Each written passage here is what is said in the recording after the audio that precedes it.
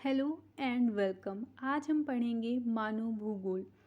भूगोल विषय का वह भाग मानव भूगोल कहलाता है जिसमें मानवीय क्रियाओं के स्थानिक विभेदीकरण और संगठन के साथ साथ भौतिक पर्यावरण के मानवीय प्रयोग का अध्ययन किया जाता है। रेटजेल के अनुसार मानव भूगोल मानव समाजों और धरातल के बीच संबंधों का संश्लेषित अध्ययन है। एलन सी सैंपल के अनुसार मानव भूगोल अस्थिर पृथ्वी और क्रियाशील मानव के बीच परिवर्तनशील संबंधों का अध्ययन है। साधारण भाषा में कहा जाए तो भौगोलिक वातावरण तथा मानवीय क्रियाओं के अंतर संबंधों तथा भिन्नताओं का अध्ययन ही मानव भूगोल कहलाता है। आधुनिक मानव भूगोल का जनक फ्रेडरिक रेटजेल को कहा जाता है। मानव भूगोल की प्रकृति। मानव भूगोल भौतिक पर्यावरण तथा मानव जनित सामाजिक सांस्कृतिक पर्यावरण के अंतर संबंधों का अध्ययन उनकी परस्पर अन्योन्य क्रिया के द्वारा करता है।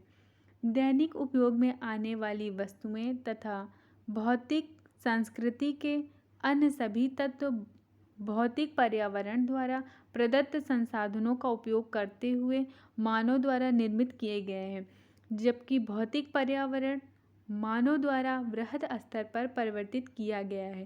साथ ही मानव जीवन को भी प्रकृति ने प्रभावित किया है।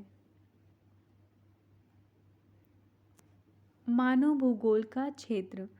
भूगोल में प्राकृतिक तथा मानव निर्मित तथ्यों का अध्ययन किया जाता है। मानव भूगोल में पर्यावरण से संबंधित मानव समाजों के अध्ययन पर विशेष बल दिया जाता है।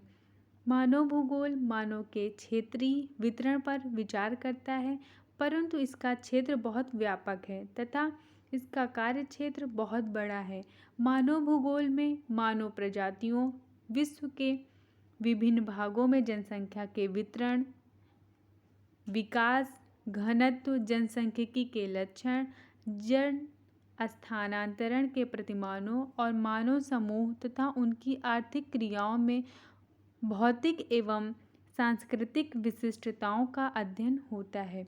इसमें मानव एवं पर्यावरण के पारस्परिक संबंधों तथा मानवीय क्रियाओं के वितरण के तरीकों का भी अध्ययन होता है। मानव भूगोल सांस्कृतिक भाषा, धर्म, प्रथाओं, परंपराओं की विविधताओं, ग्रामीण बस्तियों के प्रतिमानों, नगरीय बस्तियों के स्थल, आकार, वृद्धि कार्यों और जनसंख्या के कार्यात्मक वर्गीकरण का भी अध्ययन करता है। मानव भूगोल की शाखाएं। नगरीय भूगोल, इसके अंतर्गत हम शहरों एवं नगरों की उत्पत्ति, स्थिति, कार्यात्मक प्रतिरूप, विकास आदि का अध्ययन करते हैं। जनसंख्या भूगोल, इसमें हम जनसंख्या घनत्व, वितरण, संगठन, जनसंख्या स्थानांतरण, जनसंख्या वृद्धि, साक्षरता, लिंगानुपात, आयु वर्ग, ग्रामीण नगरीय अनुपात, जनसंख्या संसाधन संबंध, जनसंख्या समस्याओं आदि का अध्ययन करते हैं। आर्थिक भूगोल। आर्थिक भूगोल में हम मिट्टी, जल, जैव तत्व, खनिज ऊर्जा आदि प्राकृतिक संसाधनों, पशुपालन, वनोद्योग, कृषि, निर्माण उद्योग, परिवहन, संचार, व्यापार एवं वाणिज्य आदि आर्थिक क्रियाओं तथा अन्य आर्थिक पक्षों एवं संगठनों के अध्ययन को सम्मिलित किया जाता है। सामाजिक भूगोल। सामाजिक भूगोल, इसके अंतर्गत सामाजिक वर्गों, सामाजिक प्रक्रियाओं, सामाजिक विशेषताओं, सामाजिक संगठनों, सामाजिक समस्याओं आदि का भौगोलिक अध्ययन किया जाता है। आवास भूगोल। आवास भूगोल की दो उपशाखाएं होती हैं। पहली ग्रामीण भूगोल, इसके अंतर्गत हम ग्रामीण आवास या अधिवासों का अध्ययन करते हैं। दूसरी नगरीय भूगोल। नगरीय भूगोल के अंतर्गत हम नगर के अधिवासों या आवासों का अध्ययन करते हैं।